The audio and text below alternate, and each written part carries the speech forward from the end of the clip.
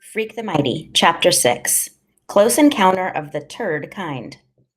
4th of July, right? Everybody goes nuts. The dads are getting drunk and having their cookouts. The moms are trying to keep all the brats from blowing their precious little pinkies off with cherry bombs.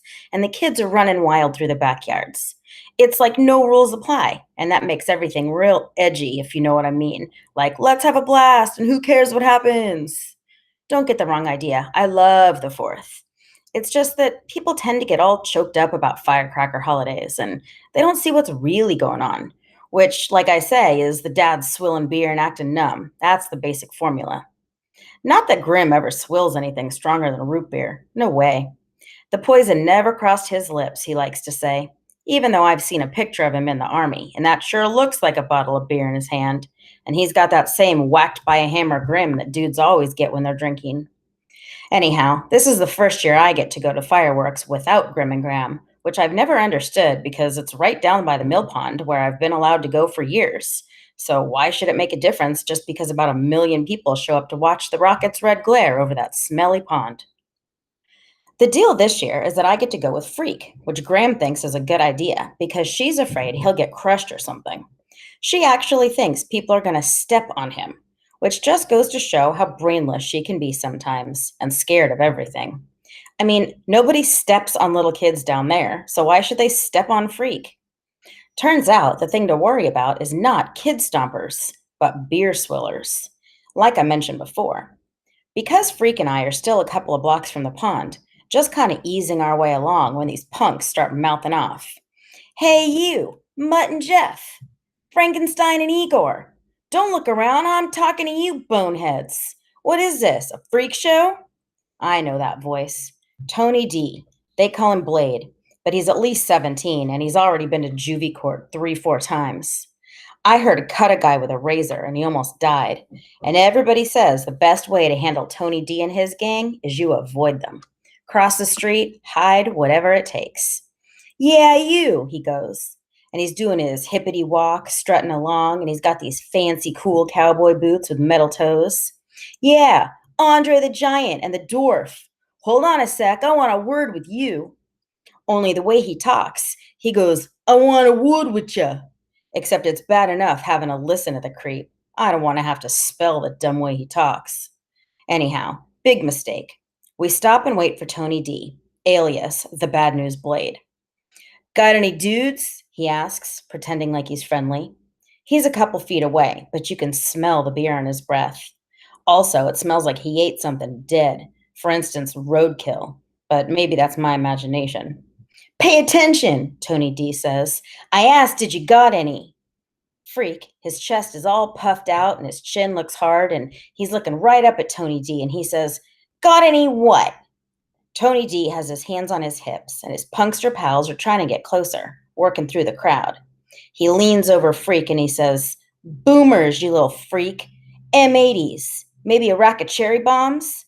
Is that what's making a lump in your pocket, huh? Freak starts to hump himself away, trying to walk faster than he really can, which makes his leg brace bump against the ground. Come along, Maxwell, he says over his shoulder. Ignore the cretin.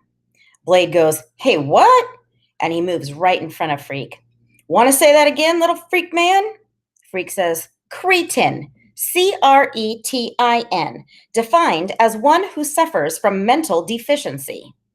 Hearing how little tiny Freak is discussing the fearsome Tony D, alias Blade, I can't help it. I laugh out loud. Tony D is looking up at me and he's showing his white teeth. I swear they've been sharpened to look like vampire teeth. And I go, uh-oh, and start to get real cold inside. Real icy, because I can see that Blade's trying to make up his mind. And is he going to fight me or is he just going to kill me quick? Then I hear the whoop of a siren. And like a miracle, this cop car comes out of nowhere heading for the mill pond. And Blade takes one look and he and his punksters are out of there, burning rubber in their Reeboks. Freak goes, whew, that was a close encounter of the turd kind. And it takes me a second to get the joke. But then I'm laughing, amazed he can be so cool about it. Like it was no big deal that Tony D was after us. You can take him, right? He asks a couple minutes later. I go, are you kidding? You can't just fight Blade. You have to fight his gang, too. You mean you couldn't take him as I was giving him lip? That's about the size of it. Freak goes, "Oh my God!" And he's shrieking and laughing and whooping it up so loud that everybody's looking at us like we're total goons, which isn't far from the truth. Freak hasn't got his crutch tonight, just the leg brace, and he's laughing so hard he falls down. Not that he has far to go. Anyhow, I pick him up, and I'm amazed how light he is. Like it's nothing for me to lift him. And maybe that's where I get the idea. Because later, when we're down by the pond, and the first of the rockets is streaking up, up, up, Freak is making a fuss because he can't see. There are so many people crowded around, all he can see are feet and knees, and people are lifting their little kids up to see the fireworks explode like hot pink flowers in the sky. So I just sort of reach down without thinking and pick up Freak and set him on my shoulders. He's kind of trembly up there until he grabs hold of my hair to steady himself. And then the first really big rocket whams off. A humongous thud. I can feel it in my stomach. And Freak is shouting, "All right!" And I know it's okay. He's not flipped out because I picked him up and put him on my shoulders. He was like a little kid instead of possibly the smartest human being in the whole world. "Magnesium!" he shouts as the white sparkles glitter down over the pond. "Potassium chlorate!" as the shells go wop wop wop and everybody goes ooh. "Potassium nitrate! Sulfur! Aluminum!" And after a burst of hot red fire in the sky, Freak tugs my hair and screams, "Copper! That's copper powder combusting with oxygen!" And when the fire blossoms are flashing blue, he goes, "Good old strontium nitrate." And I'm thinking, whoa, is there anything this little dude doesn't know?